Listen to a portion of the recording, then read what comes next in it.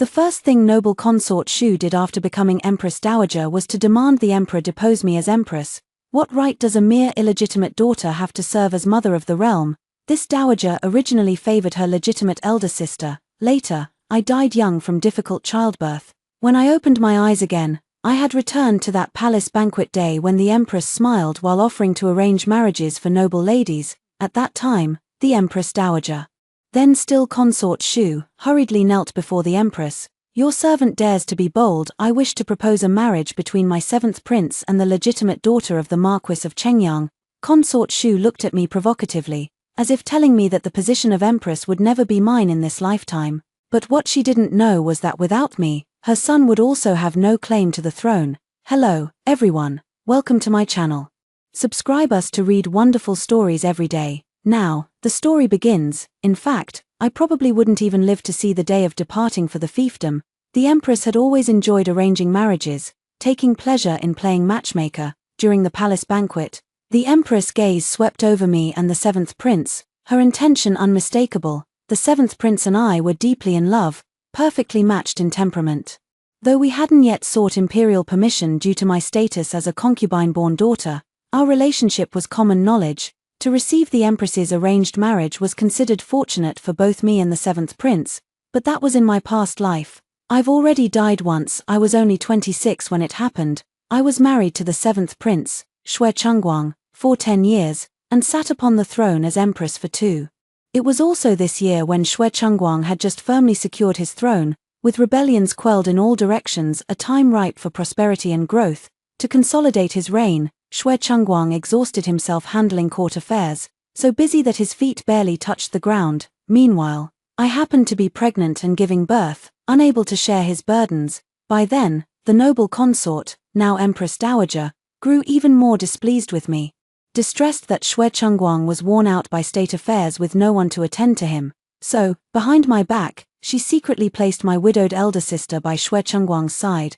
By the time I found out, it was already too late. That very day, the shock sent me into premature labor.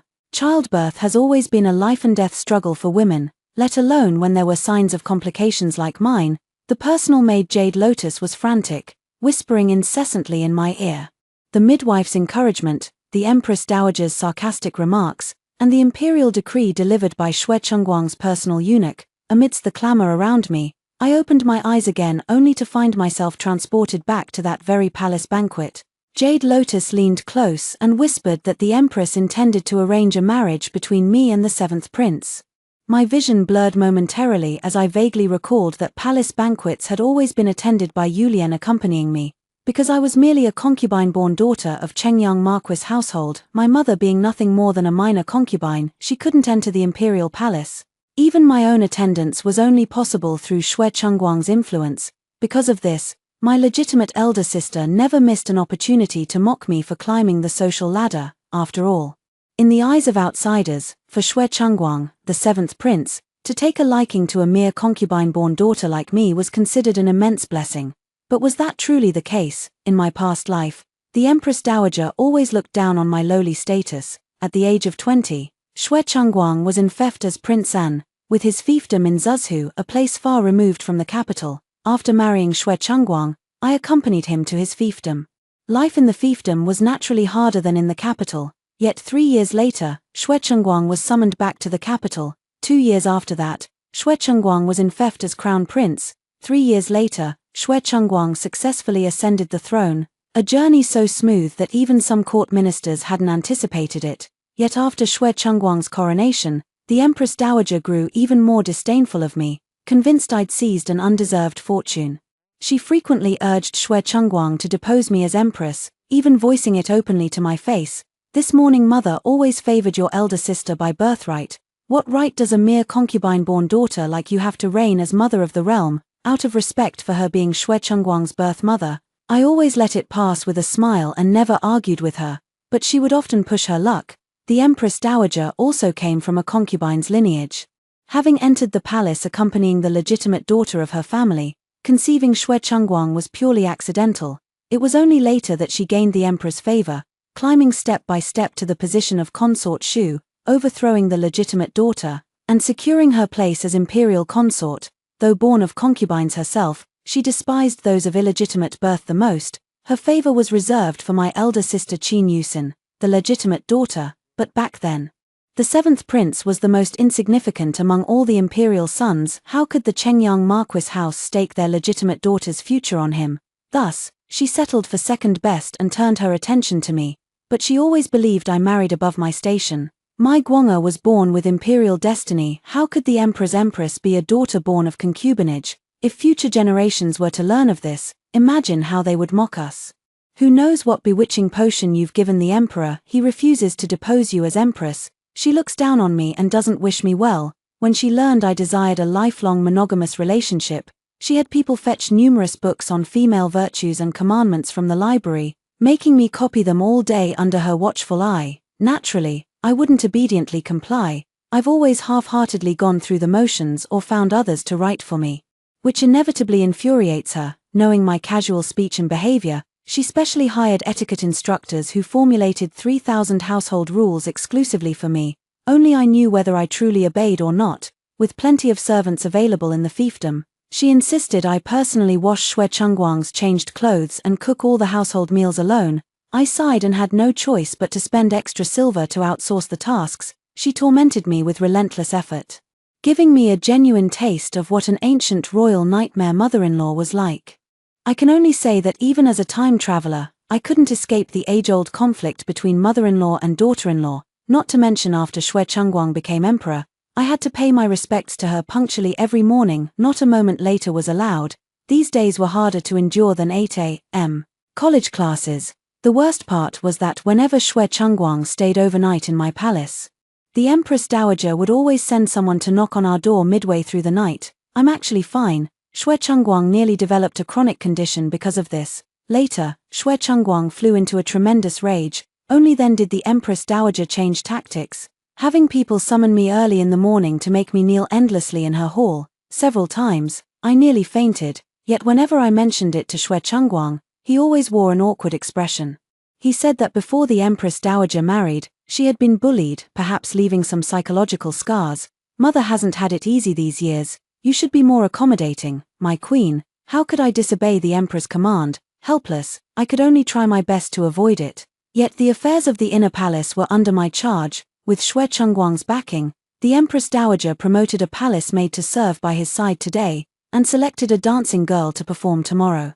Everyone knew her intentions, and she never bothered to conceal them. Fortunately, Shui Chengguang has always treated me the same, so I try to handle things lightly. Those tactics, like making me serve her food and tea or massage her back and shoulders, I gently brushed aside and left to the palace maids. When the Empress Dowager made things difficult, it was just empty words, and I simply let them go in one ear and out the other. After all, if it wasn't me listening, it would have been Shui Chengguang. We've been going back and forth for years, neither gaining much advantage, but when it comes down to it, even I grow weary. Shui Chengguang appears neutral, yet is always sided with his birth mother. If this were modern times, he'd be what we call a classic central air conditioner, people pleaser. Though I couldn't say anything, if given another chance, our relationship would need re-evaluation. After all, as a transmigrator living so miserably under my mother-in-law's thumb, I've truly disgraced our transmigrator predecessors. Having miraculously gained this rebirth opportunity after transmigration, I shouldn't stubbornly cling to one doomed path. I just never expected that the one to let go first wouldn't be me. I've heard that the second young miss of Chengyang Marquis Manor is both clever and lively, and has reached marriageable age. Why don't I arrange a match for her? The Empress smiled as she looked between me and Shui Chengguang, her implication clear to all present. Before I could speak, the then consort Shu, now Empress Dowager, suddenly stepped forward and knelt before the Empress. This humble consort dares to request your Majesty's permission for my seventh prince to marry Qin Yusin, the legitimate daughter of Marquis Chengyang's household. As the words fell, the hall instantly fell silent. My elder sister's face stiffened, while the Empress's expression darkened even more, yet consort Shu remained utterly oblivious, even turning to look at me provocatively, as if telling me that the position of Empress would forever be beyond my reach in this lifetime.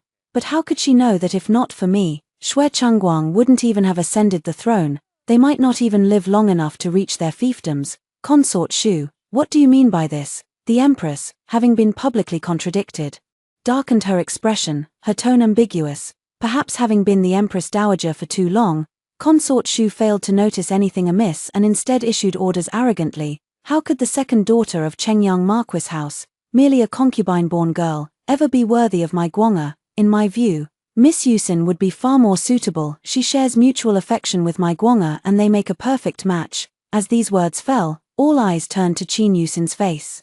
Her expression froze momentarily, a flash of disgust flickering through her eyes. While everyone stood shocked by Consort Shu's audacity, I alone observed her with thoughtful contemplation. It turns out I'm not the only one who got a second chance. Well then, let's see how she'll manage to become Empress Dowager without me this time, or how Xue Chengguang will ascend the throne. Consort Shu, do you truly dislike Huayue so much? The Empress glanced at me, seemingly offering reassurance. The children's matters should be discussed with them first. This palace believes the 7th prince and Huayue get along quite well. Consort Shu glanced at me with disdain in her eyes. If Guanga takes a liking to her, taking her as a concubine would already be a favor. The Empress frowned, her voice carrying a hint of warning. Consort Shu, you should weigh your words more carefully lest you damage the harmony between us. When I think about it, Xue Chengguang and I were once classmates.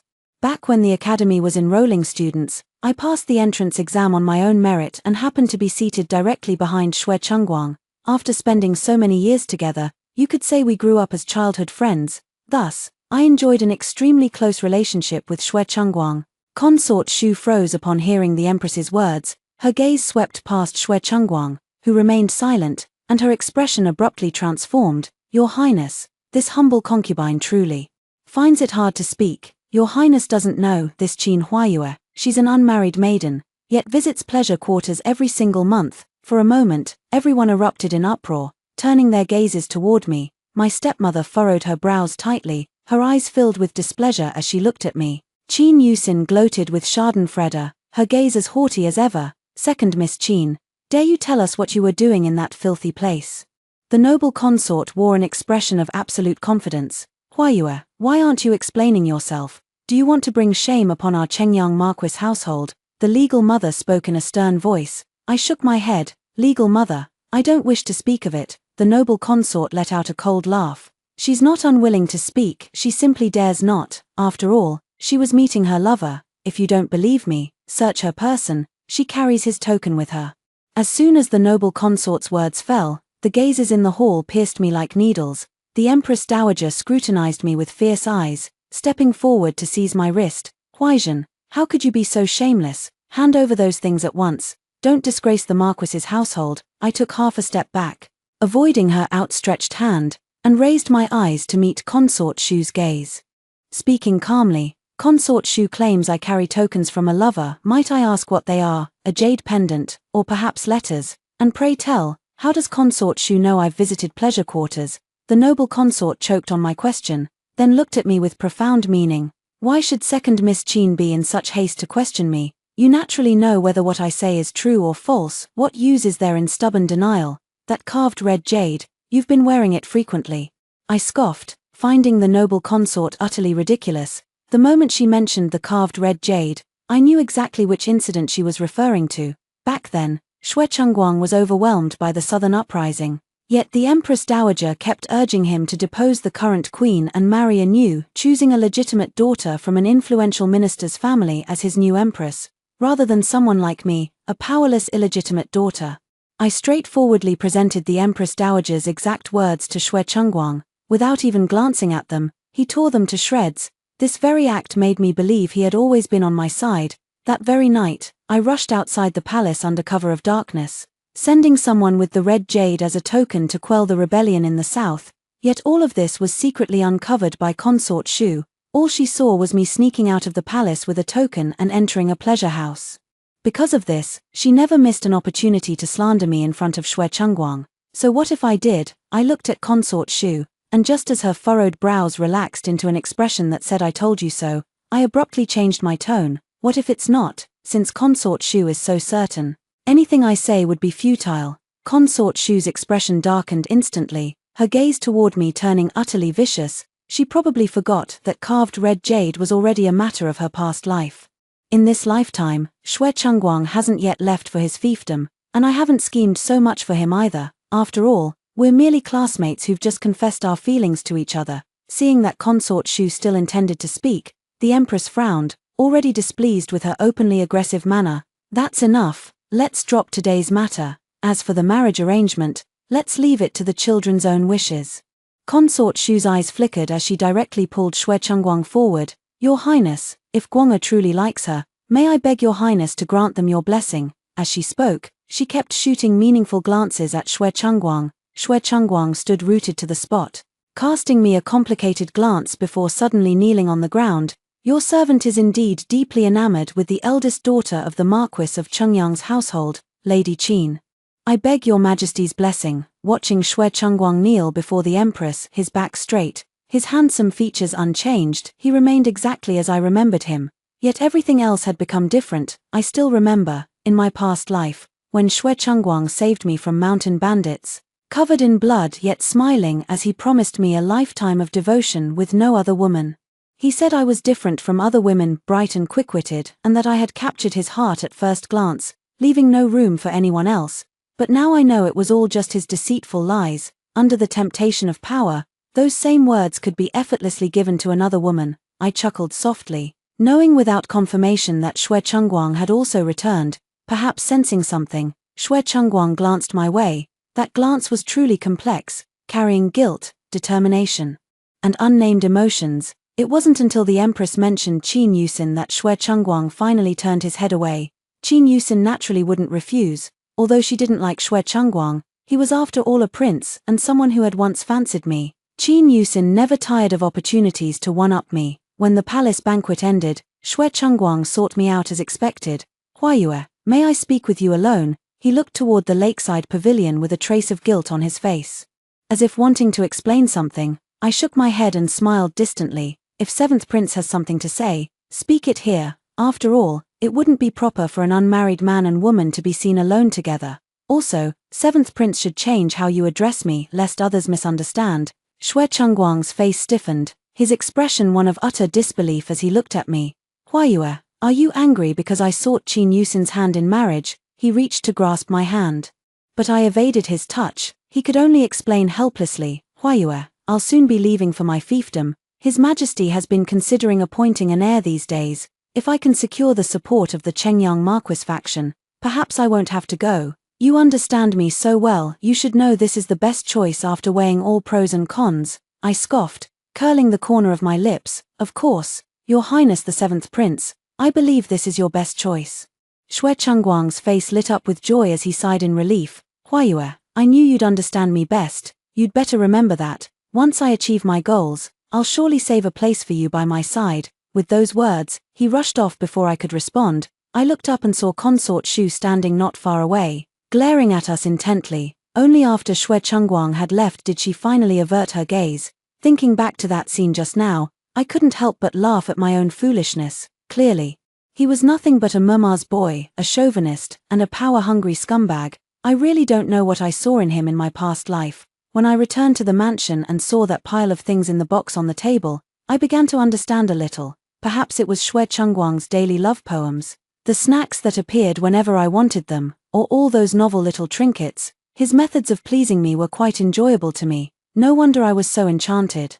I always knew Consort Shu wasn't someone to be trifled with, but I never expected her to be so ruthless in her actions. Upon returning from the palace banquet, the imperial decree of betrothal arrived at Chengyang Marquis Manor. In stark contrast, rumors swept through the entire capital the very next day. Passers-by whispered that I had been caught secretly meeting a lover at a pleasure house by Xue Chengguang, which led him to switch his betrothal to Qin Yusin instead. Many openly scorned me, declaring that as a mere concubine-born daughter with no sense of propriety, I'd likely remain unmarried now that I'd lost Seventh Prince's favor. My stepmother eyed me coldly, contemplating marrying me off beneath my station. My nominal father, the Marquis of Chengyang, also harbored some dissatisfaction toward me, but took no action, merely waiting quietly for matters to settle. As for my birth mother, chronically ill and frail, she remained somewhat distant from me and knew nothing of the rumors circulating outside. For 3 full days, the Marquis of Chengyang's residence received wave after wave of matchmakers.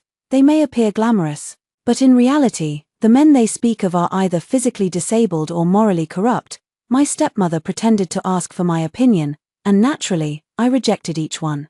As matchmakers left cursing in anger one after another, my reputation for being arrogant spread far and wide. Many said I would never marry in my lifetime, but what happened next quickly proved them wrong. Within days, nearly all the top-ranking nobles and royals in the capital came to propose marriage at our Chengyang Marquis Manor all on the same day. Even the famously virtuous third prince, Xue Chengyun, was among them. Prince Xue Chengyun had always been the top candidate for crown prince, a man of both virtue and talent. Born to an illustrious maternal clan, his mother was the imperial noble consort of the court, said to be the woman the emperor respected most after the Empress Dowager. The empress had no sons of her own and maintained an excellent relationship with the imperial noble consort. Everyone assumed Xue Chengyun would become crown prince. That's why in their previous life, Xue Chengguang's ascension to the throne came as such a shock, but fate proved cruel. Due to an accident, Xue Chengyun became blind. From then on, he withdrew from the imperial succession struggle, keeping company with dim lamps and ancient Buddhas. But now, he was still doing well. Xue Chengyun could be said to be full of sincerity, bringing betrothal gifts that were priceless and had never even been seen before. The matchmaker he hired was also the best in the capital.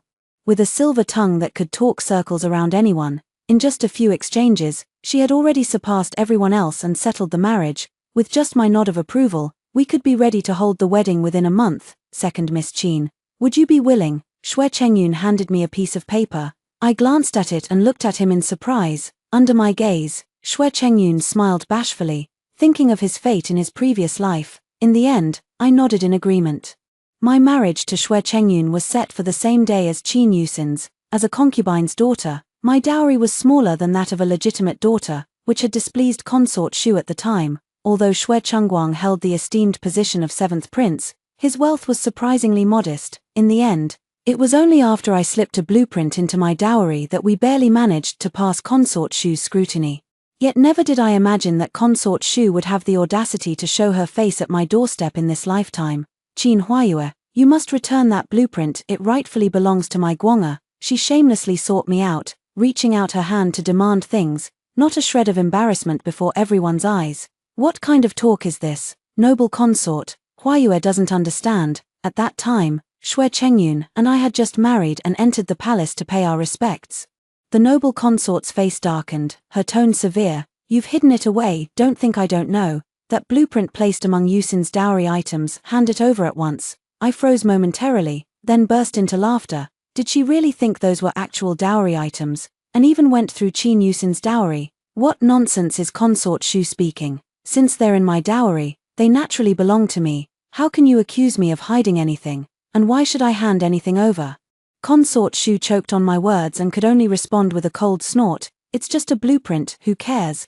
Guanga breaking free from you is more than enough. I smiled without saying a word. Only after they left did I turn to look at Xue Chengyun, who had been standing quietly nearby. He had wanted to stand up for me, but I stopped him. Aren't you going to ask me anything? Like, the blueprint mentioned by consort Xu? I tempted him with my words. That's quite the treasure, it could give you a helping hand. In my past life, Xue Chengguang had constantly demanded treasures from me, but I was mindful of the disparities between the two worlds and dared not hand everything over.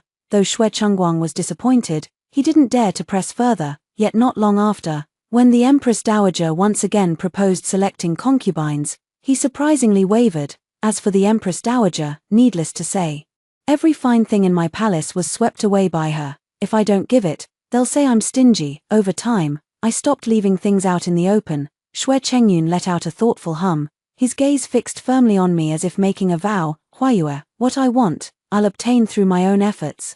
Take your belongings and keep them safe. Everything I said earlier came from the heart, just be yourself. I glanced at him and saw his expression held no deceit, so I gave a non-committal nod. Among the papers Xue Chengyun gave me that day was a letter of divorce from my husband. It stated that if Xue Chengyun broke his promise, I could divorce him at my own discretion, and everything in the prince's residence, whether people or possessions, that I could take with me would belong to me. I thought to myself, isn't this just a modern-day prenuptial agreement? Though I believed staying unmarried was also an option, I ultimately couldn't resist the norms of this era. With this divorce document bearing his seal, signature, fingerprint, and name, it still seemed like a decent choice, so I agreed. Xue Chengyun was considered the most distinguished among the younger generation in the capital. esteemed not only by the emperor but also by his own mother. It was said that the imperial noble consort had fought alongside the emperor on the battlefield in her early years, achieving remarkable military feats. Later, she devoted herself to Buddhism. Maintaining a vegetarian diet and reciting scriptures year-round, she rarely appeared in public, and apart from the empress, Xue Chengyun was one of the few who frequently met with her in the palace. When Xue Chengyun and I arrived, the empress and the imperial noble consort were enjoying tea together. Seeing us, the empress was filled with emotion. "You rascal, you hid it so well. Had I known you fancied Huayue, I wouldn't have." I froze, instinctively looking at Xue Chengyun. But no matter where he looked, he just couldn't meet my eyes. Before I could do anything, the empress stepped forward and pulled me down to sit beside her. "Huayue, don't mind that dumb boy who's as silent as a gourd with its mouth sawn off. Come sit down." "Thank you, Your Majesty." Following her guidance, I ended up sitting directly across from the imperial noble consort. The empress smiled. "No need to be so formal, since you address Lady Z as mother consort. You may also call me mother." I froze for a moment, while the imperial noble consort across from me nodded. Xue Chengyun leaned close to my ear and whispered an explanation. "Aunt Yun is right. My mother has never been one for many words. Please don't take it to heart." This was my second time seeing the imperial noble consort. The first had been at the wedding banquet. Dressed plainly with a string of prayer beads in her hand, she looked exactly as rumors had described. When she saw me sit down, she said nothing, simply taking out a small box and handing it to me. Chengyun said, "If you enjoy doing these things, then go ahead and do them." I was still stunned when Xue Chengyun suddenly took it and placed it in my hands, urging me to open it. Inside were unmistakably the deeds to several shops. The contents of this box were estimated to be worth a fortune. "Keep it, since you're my daughter-in-law, you should have it." The imperial noble consort spoke again. And the empress chimed in as well. Suddenly I remembered, in my past life, after marrying Xue Changguang, when I paid respects to Consort Shu, she also gave me something. It was a white jade bracelet. She said that's all a concubine-born daughter deserved. Not only that, she went out of her way to pry into the dowry I held. However, I managed to evade her inquiries each time, even replacing the originally prepared greeting gift with a golden hairpin. Because of this, Consort Shu frequently criticized me outside court for being petty. After sitting in the palace for a while, the empress noticed my discomfort and promptly had Xue Chengyun show me around. Xue Chengyun hesitated for a long time before taking me to the imperial garden. Now was the season of blooming flowers, and the overwhelming floral fragrance made one relax unconsciously. I heaved a long sigh of relief, suddenly realizing that this was my second chance at life. Back when I died in a car accident and came to this era, I became the unfavored second daughter of the Chengyang Marquis's household. Father doesn't care, mother doesn't bother. I can only plan step by step for myself. There are many restrictions placed on women here. Just when I'd finally made a name for myself, I was unexpectedly kidnapped by mountain bandits and ended up owing Xue Changguang my life. Knowing the turbulent undercurrents of the imperial succession struggle, I devised a plan to take him back to his fiefdom, away from the conflict. Waiting for the right time to return to the capital, drawing on modern knowledge, I helped him strategize, win over ministers, and evade countless assassination attempts. Even after ascending the throne, he produced several blueprints to improve farming tools, increasing grain yields and winning the people's hearts. I've never told anyone about these things, not even Xue Changguang. I thought that as long as I treated him sincerely, he would reciprocate with sincerity. But in the end, it was all for nothing. He once said he admired my intellect, yet when I accidentally saw a memorial, he coldly reminded me that the imperial harem must not interfere in state affairs. At that moment, I knew he was no different from other men, but by then, I was already with child. Xue Changguang had only me by his side, so I softened my heart just this once. But this moment of softness cost me my life. Fortunately, I get another chance. "Xue Chengyun, why did you marry me?" Gazing at the garden full of flowers, I averted my eyes and looked at Xue Chengyun instead. He was holding paper and pen, writing something. I stepped forward to look. They were all flower names I had glanced at twice. My heart stirred as I watched Xue Chengyun raise his head in surprise, and I pursed my lips. Perhaps it's what the heart desires, love that arises unknowingly. Xue Chengyun deliberately kept them guessing, his ears turning crimson red after speaking. Suddenly I remembered the information I'd secretly uncovered, the reason why scions of noble families all came courting me overnight, creating momentum for me, was undoubtedly due to Xue Chengyun's behind-the-scenes orchestration. Seventh Highness, You should know my identity, right? Considering consort Shu still covets my blueprints, I decided to lay my cards on the table with Xue Chengyun. The identity I referred to was naturally not that of the illegitimate daughter of Chengyang Marquis household. Xue Chengyun widened his eyes in astonishment and hastened to explain, I didn't marry you for those reasons, Huayue. I raised my eyes to look at him. Though Master Zun is resourceful and immensely wealthy, and they say he alone is worth 1,000 troops, what I've loved from beginning to end has always been you, just you. He truly understood. I lifted my hand to stop him from explaining further. Does the 7th prince have any interest in that position? Xue Chengyun was taken aback, then smiled. Before, there wasn't. But if you're asking, naturally there is. I frowned, unsure of what he meant. If Huayu is willing to assist, it would be my honor. I hummed in acknowledgement, though inwardly I disagreed. If Xue Chengguang wished to ascend the throne, he would need me to exhaust my efforts scheming, spending fortunes to win over hearts. But for Xue Chengyun, not only was he universally favored, but with just his own influence and capabilities alone, claiming the throne would be as easy as turning one's palm, if it weren't for the fact that he would go blind a year later. At this thought, I instinctively looked at Xue Chengyun's eyes. In them, there was only my reflection. I turned my gaze away slightly flustered. Let's go back. Early the next morning. I was preparing to visit several shops under my name, then I saw people bustling about the courtyard, carrying flower pots inside. What's going on here? I turned to the steward beside me, full of confusion. The steward wore a knowing smile. In reply to your highness, these were all arranged by the 7th prince's orders. When I looked up, I was startled to see that all the flowers were ones I'd admired in the imperial gardens. The steward added at just the right moment. All these were specially requested by His Highness from His Majesty when he entered the palace at dawn.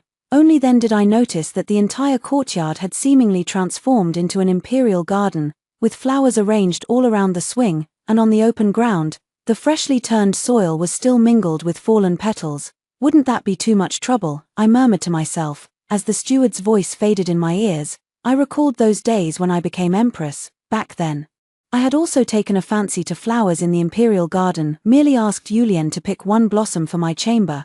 The Empress Dowager stepped forward, saying I was disgraceful. Xue Chengguang smoothed things over, saying that as the honored empress, I could have anything I wanted, and proposed building me a garden. But with the Empress Dowager dismissing it as troublesome, I never saw it come to fruition before my death.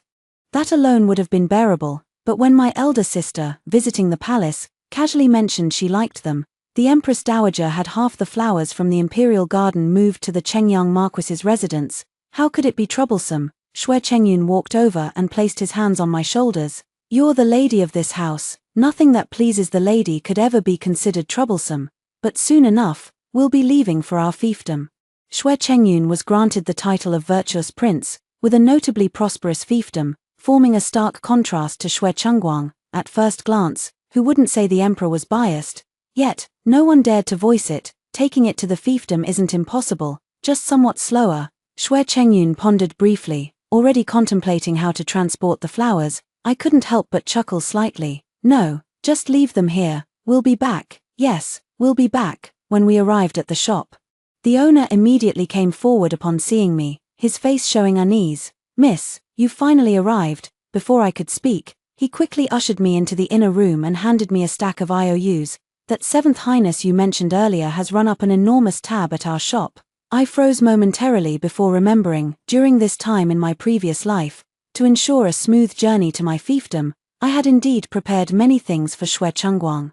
Among them was charging purchases to this shop's account, yet seeing the amount recorded nearly 5 times what it was in my past life, I sneered coldly. How comfortably they'd taken advantage of this bargain. Spread the word, I said. The 7th prince refuses to pay his debts. You should know. The debt recorded here isn't just from the most recent incident. Upon hearing this, the shopkeeper's eyes darted about as he repeatedly nodded in agreement. In his previous life, Xue Chengguang could be said to have sailed smoothly through life. Wealth and followers were his for the taking. During his academy days, he was accepted as a disciple by a renowned Confucian scholar who mentored him with devoted care. After leaving the academy and entering the court, no officials impeached him. Instead, he received continuous praise. In the end, he even secured several achievements, and his proposed strategies earned widespread admiration. When he learned his fief was located in a notoriously impoverished region, Xue Chengguang remained furious for many days, but as time passed, good news arrived from his fief, trade routes were improved, and harvests were abundant. Many people marveled at Xue Chengguang's good fortune. After his ascension to the throne, Consort Shu even turned this into dinner conversation, claiming heaven itself favored Xue Chengguang. When he needed money, people rushed to offer it. When he needed talent, recommendations flowed effortlessly. Even advisors seeking to offer counsel came knocking at his door unbidden. Even his fiefdom prospered because of him. In short, he was the chosen one. Yet he didn't know that everything behind this was because of me. Since he doesn't appreciate it, then don't blame me for being ruthless. As the day approached for the princes to depart for their fiefdoms, the undercurrents grew even more treacherous. Not long ago, there was talk of the sixth prince drinking at night and accidentally falling into a pond. Fortunately, the guards found him early, or he would have met his end. For a time, everyone was on edge, and ever since the news spread that Xue Chengguang refused to repay his debts, he hasn't been doing too well either. Yulian learned that the seventh prince had been forced to stay secluded in his residence after clashing with other princes. The shop owner wasn't someone to be trifled with. He deliberately hired people to beat drums and make loud proclamations outside the seventh prince's mansion. This relentless pressure forced Xue Chengguang to not only repay the money but also sell off many of his possessions. When I heard someone outside wanted to see me, I immediately knew who it was. The person who arrived was none other than the disguised Consort Shu and Xue Chengguang. You've got some nerve, Qin Huayue. Now that you've climbed to higher branches, you don't recognize people anymore. Consort Shu immediately tried to lay hands on me, but the steward blocked her way. She snorted coldly and finally stopped. I looked at this woman who had been the Empress Dowager in my past life, now reborn as Consort Shu. She had always adored wearing gold and silver, practically desperate to deck herself out in every precious thing. After I married Xue Chengguang, she wore even more, but now, her face was weathered. Her attire plain, all that gold and silver had vanished without a trace. Hurry up and hand over all your money, Chengguang, and I will need it when we go to our fiefdom. The noble consort plopped down on the stool and began ordering me around arrogantly. Seeing that I remained unmoved, the noble consort frowned, her face full of impatience. I'll leave some for you, don't be so stingy. Acting like money is everything, reeking of greed. Thank heavens Guanga didn't marry you. I raised my eyes to Xue Chengguang and saw his grave expression, yet he seemed to approve of Consort Shu's actions. I knew it must be that the money for repaying debts wasn't enough, which was why they came looking for me. Before I could say anything, Xue Chengyun arrived. He pulled me aside and shielded me behind him. When did Her Highness Consort Shu take up robbery as a side business, so brazenly, daring to steal money in broad daylight? If you're truly in need, I wouldn't mind lending your highness some money. Having said this, Xue Chengyun reached out to take the copper coins from the steward's hand and casually tossed them before Consort Shu. It was just leftover change from giving alms to beggars on the street. Since Consort Shu is in urgent need, take it, no need for thanks. After all, seventh brother and I are still brothers. Consort Shu pointed at Xue Chengyun, her fingers trembling with rage. I casually hung the string of coins on her outstretched hand and said with a smile, "My dear husband, aren't you afraid noble Consort Shu will say you're being petty? After all, he's your brother, how can this meager amount be enough?" Noble Consort Shu stared wide-eyed at the string of coins in her hand, looking at me with utter disbelief. You, I'm still your elder after all." I let out a scornful laugh. "Elder? Then you're truly behaving disgracefully for your age. Since when do elders demand things from their juniors? By rights, noble Consort Shu should be giving me presents instead." The noble consort was momentarily speechless, unable to refute. Xue Chengguang's face turned pale as he interrupted. "Mother consort, enough, let us leave." With that, he prepared to lead the noble consort away. "Wait," Xue Chengyun suddenly spoke up, and Xue Chengguang stopped and turned his head. He picked up the money on the table, smiling with ill intent. "Don't want this anymore, it's quite a lot." Xue Chengguang's face turned ashen, looking terribly grim. "Xue Chengyun, it's still anyone's game, don't celebrate too soon. You could have stayed a harmless blind man untouched by worldly conflicts, but now, that's no longer possible." Having delivered his threat, he turned and walked away. Xue Chengyun was left utterly bewildered. I looked at Xue Chengguang's unwavering confidence with some suspicion, wondering what he had done in his past life to vie for the throne, but upon closer reflection, nearly every step he took was facilitated by me. I have no idea where his confidence even came from. This time, without my assistance, Xue Chengguang encountered obstacles at every turn. He sought help from a great scholar, but the latter had more than just him as a disciple. Moreover, his manners and literary skills were lacking, which only further displeased the scholar. He hosted a banquet for ministers at his former favorite restaurant, but ended up embarrassing everyone when his banknotes fell short. Far from winning them over, he managed to offend them instead. To make matters worse, someone reported him to His Majesty for forming cliques, for privately contacting officials. Xue Chengguang couldn't escape punishment, but he wasn't the least bit flustered, for in his previous life, it was precisely at this moment that Mr. Zun had stepped forward to offer counsel on his behalf. Not only was he not punished, but he was actually commended for resolving the drought crisis. He had been staking out near the brothel for several days in a row, continuously sending messages to the person originally responsible for contacting Mr. Zun, but all went unanswered. As I was setting fire to the letters Xue Chengguang had sent, I overheard Yulian mocking him for being blind to true talent. Since he's so eager to see me, we might as well go meet him. With a light scoff, I took the carved red jade pendant and headed to the renowned pleasure house in the capital. When I saw Xue Chengguang, his face was clouded with worry. Suddenly I remembered what Xue Chengyun had told me, that Xue Chengguang had never been one to fight or compete for attention in the past. Recently, his efforts to win over ministers and amass wealth have already made others green with envy. Thus, it was inevitable that someone would take action against him. Blades have no eyes. Xue Chengguang might dodge them momentarily, but the relentless assassinations have left him utterly exhausted.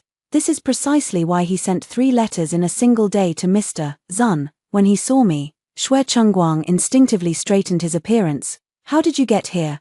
Could it be that everything Mother Consort said was true? He frowned, his gaze carrying a familiar tone. You're a woman, how could you come to such a place? That lover of yours doesn't seem like a decent man, arranging to meet you here. If you ask me, women should. Seeing he was about to launch into a lengthy discourse, I quickly cut him off. Didn't you ask me to come? Me? Xue Chengguang couldn't help but find it amusing. When did I ask you to come? Only after speaking did he realize. You're. I nodded, and he looked incredulous. Impossible. How could you be Mr. Zun? He's clearly a man. I scoffed and pulled out the carved red jade from my waist. Does this look familiar? As my words fell, Hua Niang, the person in charge of the brothel and the liaison for messages, stepped forward and knelt directly before me. Master. Xue Chengguang stood frozen in place, taking a long moment to regain his composure. Huayue, it's me. I was wrong. I do love you. If only you'd told me earlier that you were Mr. Zun, I wouldn't have had to marry Qin Yusin for the sake of Chengyang Hu. His face was full of regret, yet he never blamed himself. Huayue, since you're Mr. Zun, you must have a way. Please help me. If you don't help me, I'll die. He pleaded through tears, clearly terrified by what he had endured these past days. Save me. Let's return to the fiefdom together. When I ascend the throne, you'll still be my empress. He waited confidently for my response, as if bestowing some grand favor. I picked up the teacup from the table and splashed its contents directly onto his face. Xue Chengguang, you've got quite the imagination. Xue Chengguang, finding no help available, could only hasten his steps toward his fiefdom, but he was destined never to return to his fiefdom again. His past attempt to hire assassins to kill the 6th prince was exposed. Enraging the emperor, who imprisoned him in the imperial clan court, Consort Shu tried to intervene. But noble consort effortlessly dismissed her with a single remark, condemning her to the cold palace. As she was being dragged away, Consort Shu kept muttering that Xue Chengguang could never be emperor, that everything happening now was fake, a dream. It must be a dream. Such words were naturally taboo, and Consort Shu was promptly granted 3 feet of white silk, dying even earlier than Xue Chengguang. When I heard the news, I was momentarily stunned. Never could I have imagined that the person who had entangled with me for so long in my past life would die just like that. Xue Chengyun noticed my pale complexion and grasped my hand. Huayue, are you? Only then did I realize it had all been the imperial noble consort secretly assisting me. Ever since I wanted Xue Chengyun to ascend the throne, this woman who never fought for anything had remarkably begun to take action, knowing I was Mr. Zun. The imperial noble consort even took great interest in inviting me into the palace, wishing to have a discussion with me. I smiled and declined, saying only next time. She didn't say anything further, but quietly transferred her political influence to Xue Chengyun. Only those shadow guards and personal attendants were given to me privately. I still remember Xue Chengyun's accidental blindness in his previous life, so I had someone follow him closely. As days passed by, my anxiety grew unbearable. Perhaps Xue Chengyun guessed something was amiss, for he stopped going out and stayed faithfully by my side. Only when that fateful day passed without incident, with Xue Chengyun still safe and sound, did I finally breathe a sigh of relief, with the heavy stone lifted from my heart. I suddenly realized that Xue Chengyun had already taken hold of my feelings. Xue Chengyun looked at my dazed expression and suddenly pulled me into his embrace. Huayue, this time, nothing will happen to me. At first, I was puzzled, but when I came to my senses and saw the smile on Xue Chengyun's face, I finally understood. It turned out that Xue Chengyun had also been reborn. Huayue, because you're by my side, nothing bad will happen to me. Suddenly recalling the accident from our past lives, Xue Chengyun's words carried such profound meaning that I couldn't help but speculate. Only after persistent questioning did I finally learn the truth. At this time in my previous life, while pacifying the rioters in the fiefdom on behalf of Xue Chengguang, I was chased by them to the edge of a cliff. With no other choice, I had to leap off the cliff to escape. I forgot everything that happened afterward, only remembering waking up to Xue Chengguang's concerned gaze. I thought it was Xue Chengguang who saved me, but unexpectedly, it turned out to be Xue Chengyun. Yet, I had actually forgotten. My heart was in turmoil. And for a moment I didn't know what to say. Xue Chengyun said nothing more and began silently packing his belongings for the fiefdom. Xue Chengyun and I hadn't spoken for a long time, and we rarely saw each other until the day before leaving for the fiefdom. It's said that Xue Chengguang has been shouting things like "I am the real emperor" in the imperial clan court and has been diagnosed as insane by the imperial physicians. Out of pity, His Majesty specially granted permission for people to visit him. Qin Yusin naturally didn't go. She had already schemed her way into divorcing Xue Chengguang long before Consort Shu died. When she proposed the divorce, Consort Shu mocked her, saying she couldn't change her fate as a loose woman and would become an unwanted widow after leaving Xue Chengguang. Qin Yusin wasn't one to be trifled with either. She went straight to Marquis Chengyang to lodge her complaint.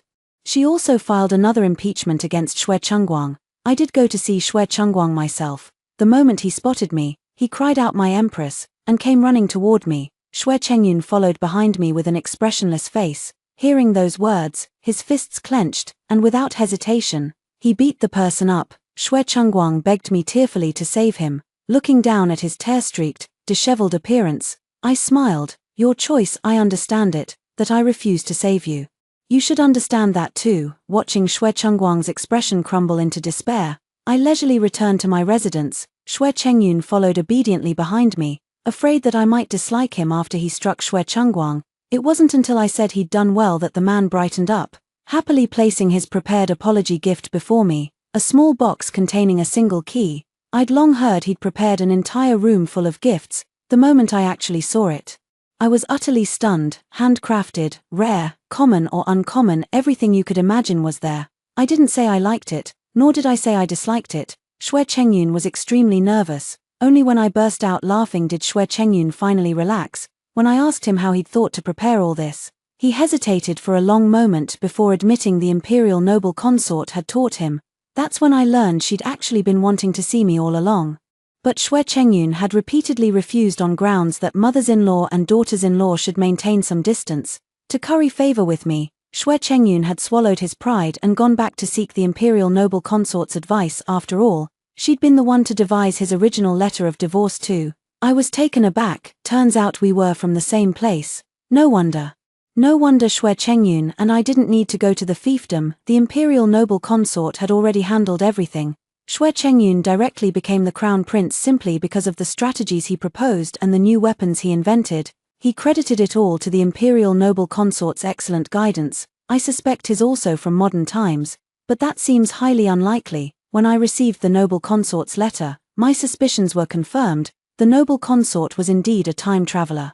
But Xue Chengyun wasn't. He merely learned modern knowledge and worldview from her. He promised me a lifetime of devotion to just one person, and never wavered even after ascending the throne. But knowing I died prematurely in childbirth in my past life, Xue Chengyun developed a shadow over it and adamantly refused to have children. Later, he simply adopted a young child from the bereaved royal clan. I didn't particularly mind, I just didn't want to raise children. Xue Chengyun chuckled merrily. And the very next day the child was handed over to the imperial noble consort. How could I possibly ruin our precious time alone? Xue Chengyun grinned mischievously. Though there was now a bump on his head, I couldn't help but burst into laughter. He pretended to be wronged and acted coquettishly toward me. The weather was beautiful, with gentle breezes and warm sunshine. Perhaps choosing a different person could mean embarking on a new life. I'm willing to take that first step forward.